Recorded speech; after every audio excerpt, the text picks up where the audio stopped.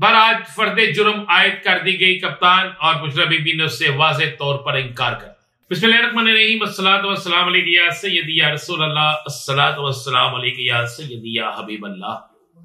तमाम सुनने वालों को अस्सलाम वालेकुम, मैं हूं नाज़ीम। पाकिस्तान की सियासत में आज का दिन भी कल के दिन से बड़ा बन गया है। मैं जिस तरह मैंने आपसे पहले कहा था कि हर रोज एक नई तब्दीली होगी, हर रोज आपको ऐसे लगेगा जैसे कोई चीज नहीं आ रही है, हर रोज आपको ऐसे महसूस होगा कि अब बस सब कुछ होने जा रहा है। आज इलेक्शन कमीशन ने फैसला करना था महसूस नशिस्तों के हवाले से कि क्या सुन्नी इत्तेहाद कौंसिल को नशिस्तें मिलती हैं या नहीं, क्या उनको नशिस्तें देनी है या नहीं। लेकिन आज भी यह फैसला नहीं हो सका। हाँ, आज यह जरूर हो गया कि इलेक्शन कमीशन की तरफ से सदर के इंतखाब के हवाले से आज ऐलान कर दिया गया, लेकिन वो ऐलान जिसकी सबको तवक्को थी, वो ऐलान जिसपे सब मुंतजिर थे कि इलेक्शन कमीशन महसूस नशिस्तों के हवाले से ऐलान करेगा, कुछ ना कुछ ऐलान तो करना चाहिए, यस या नो, कोई ना कोई तो करना चाहिए, ताकि उसके बाद अदालत का रास्ता है या फिर खामोशी है। अदालत असेंबली के अंदर शोर मचाना है या असेंबली के बाहर क्या करना है, ये उसके बाद डिसाइड किया जाएगा।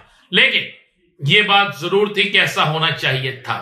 अब जरा चलते हैं, अगली बात करते हैं, उस स्टोरी में भी चलते हैं, उस पर भी बात करते हैं कि आज की दूसरी बड़ी डेवलपमेंट क्या है। आज की दूसरी बड़ी डेवलपमेंट यह है कि आज बिलावल भुट्टो जरदारी ने जिस तरह इलेक्शन में मियां नवाज शरीफ को वह पुकारते थे, जिस तरह वो मियां नवाज शरीफ के खिलाफ बातें करते थे, जिस तरह इलेक्शन में मियां नवाज शरीफ पर इल्जामात लगाते थे, आज उन्होंने सदर आरिफ अलवी के हवाले से कहा है कि आप पर 2 मुकदमात बनाए जाएंगे।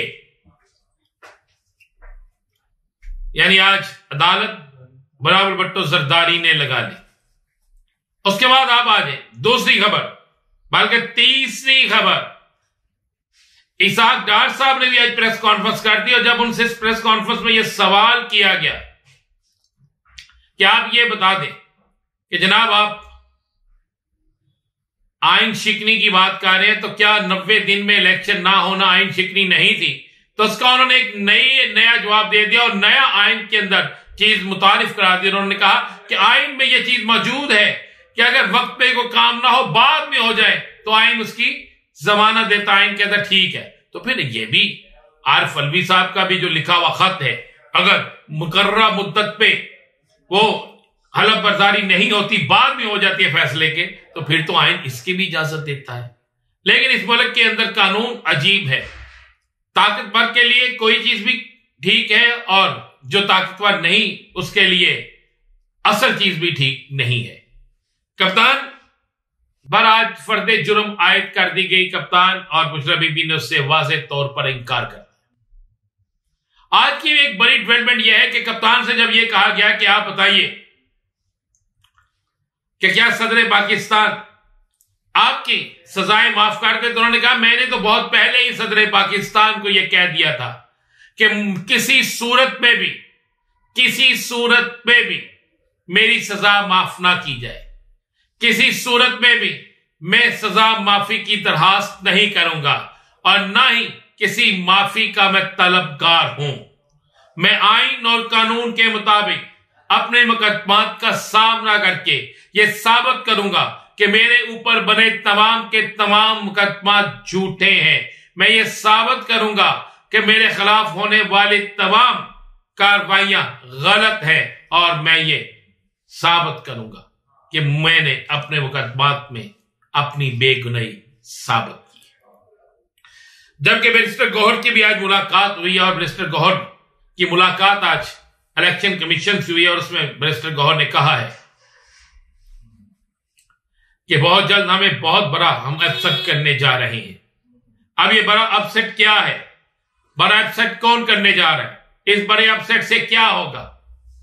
उन्होंने कहा है कि हमने आज इलेक्शन कमीशन से कहा है कि आपके कानून के मुताबिक फॉर्म 45 के मुताबिक रिजल्ट दिया जाए और फॉर्म 45 के मुताबिक रिजल्ट जो है उसमें हमारी नशिस्तें बनती हैं। ये बात तो कह दी है वाज़ेह तौर पे बैरिस्टर साहब ने। लेकिन लोधरा में फार्म 45 के बाद फार्म 47 से जीते हुए शख्स को अदालत की तरफ से स्टे आने के बावजूद भी रातों रात हरा दिया गया, तो क्या इलेक्शन कमीशन उस पर कोई एक्शन ले सका? तो जब उसकी आवाज यही है कि एक्शन नहीं ले सका। अब पाकिस्तान के अंदर आने वाले चंद दिन इतने खौफनाक और इतने तेज तरीन दिन होंगे कि जिसके हवाले से कोई तसव्वुर भी नहीं कर सकता। मेरे पास अहम तरीन जराए से यह खबर मौजूद है कि आने वाले चंद दिनों में पाकिस्तान की सियासत में बड़ी तब्दीली आने वाली है। पाकिस्तान की सियासत में एक बड़ा खलवार होने वाला है। पाकिस्तान की सियासत में एक बड़ी मूवमेंट होने वाली है और यह मूवमेंट दो जगहों पे होगी, एक असेंबली के अंदर और दूसरी असेंबली के बाहर।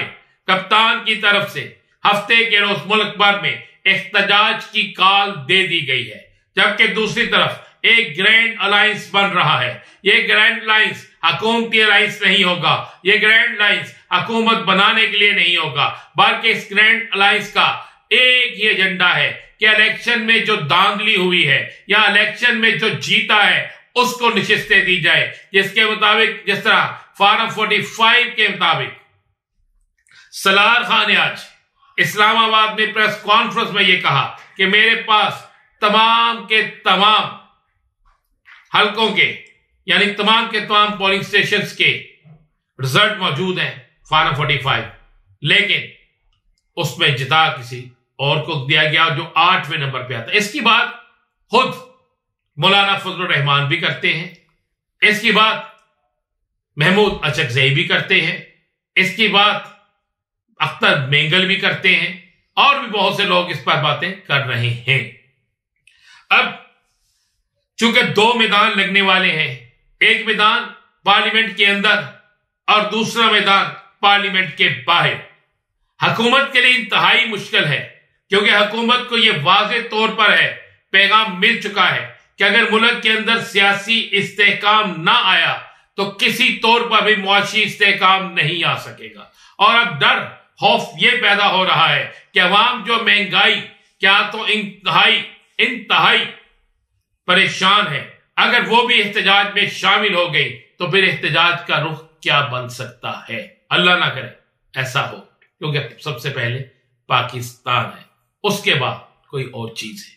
लेकिन यह बात जरूर है कि आने वाले दिन एक बड़ा मेला लगने वाला है और यह सियासी मेला होगा, और यह सियासी मेला आने वाली हुकूमत को पहले ही महीने इस सियासी मेले का सामना करना पड़ेगा।